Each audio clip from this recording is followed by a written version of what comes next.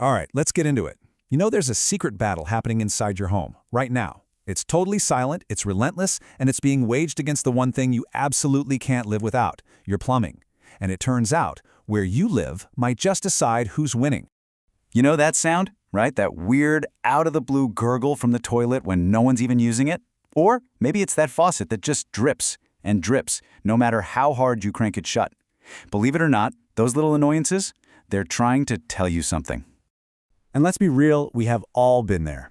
That sinking feeling in your stomach when you spot a brand new water stain on the ceiling.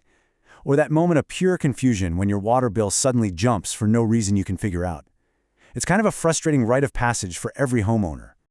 I mean, this list probably looks painfully familiar to a lot of you. The crazy high bills, the drains that take forever, those weird noises coming from the walls. It's like a greatest hits album of home repair nightmares. Every single one is a problem we'd all rather avoid. But here's where it gets really interesting. While these headaches feel totally universal, the actual reasons they happen are often incredibly specific to where you live. I'm talking about the soil under your house, the humidity in the air, even the minerals in your tap water. They're all part of a secret conspiracy against your pipes.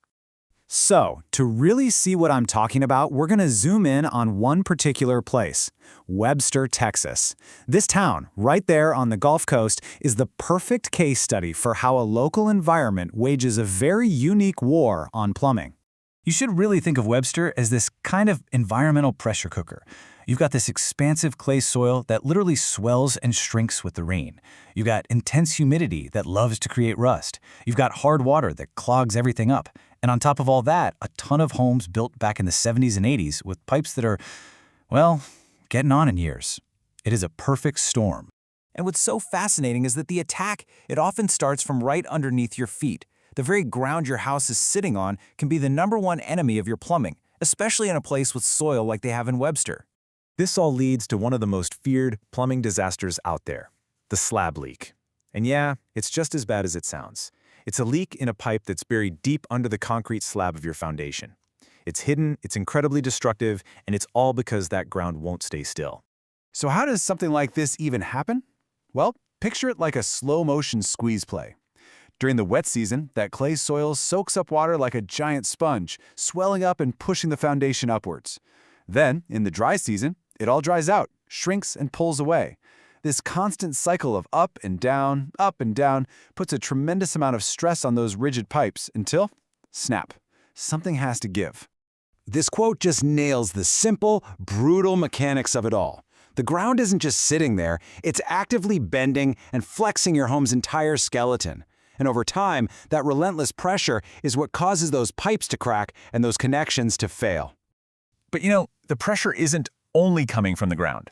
As we're about to see, the very air you breathe and the water you drink in a place like Webster are also part of the assault, attacking your pipes from both the inside and the outside. It's really a three-pronged attack. First, the hard water causes mineral buildup inside your pipes. Think of it like plaque in an artery, which clogs things up and makes your water heater work way too hard. At the same time, all that humidity in the air is attacking metal pipes from the outside, causing rust. And get this, because the AC runs almost constantly, its little drain line gets overworked, and a clog there can cause some pretty serious water damage inside your walls. And of course, the materials themselves make a huge difference. It's a classic story of old tech versus new tech. Those galvanized steel pipes you find in a lot of older homes, they're super rigid, and they corrode from the inside out. But modern PEX piping? Now that's a different story. It's flexible, so it can actually move and bend with the shifting soil, and it's resistant to all that corrosive buildup. So, what's the real cost when one of these systems fails? When you have a massive problem like a slab leak, you're not just paying a plumber to fix a pipe. Oh no, you're paying for someone to bring in a jackhammer, destroy a part of your foundation just to get to the pipe, and then rebuild it all. The bill for that kind of major surgery can easily blow past $10,000. It all sounds pretty overwhelming, doesn't it?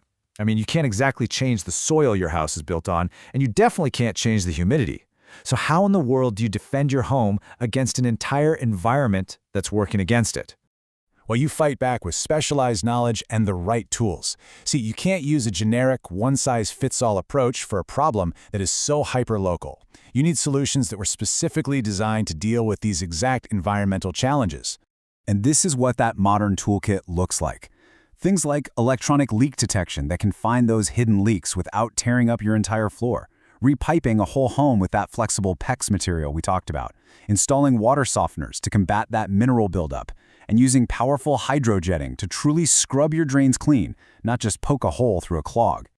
Just look at the difference between hydrojetting and a traditional snake.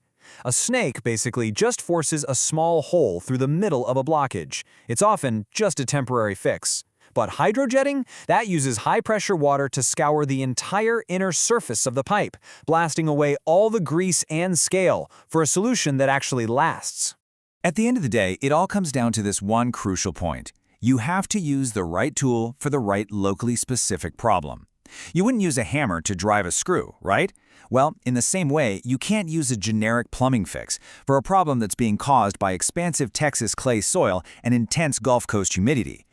And this is what brings us to the big takeaway from all of this, because while we've been focusing on Webster, Texas, there is a universal lesson here for every single person who owns a home, no matter where on the map you are. The expertise has to be local. A plumber who truly understands the specific soil, the water quality, and even the common building practices in your neighborhood is worth their weight in gold. They can diagnose problems way faster and recommend solutions that are actually going to last, because they're tailor-made for your home's unique situation. When you think about it, the story of Webster's Plumbing is really this powerful metaphor. It's a reminder that our homes aren't just these isolated boxes we live in.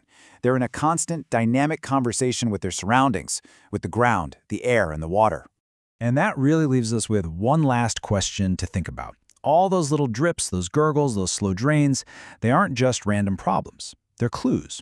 They're like paragraphs in a much larger story. So what story is your home telling you about its unique conversation with your environment?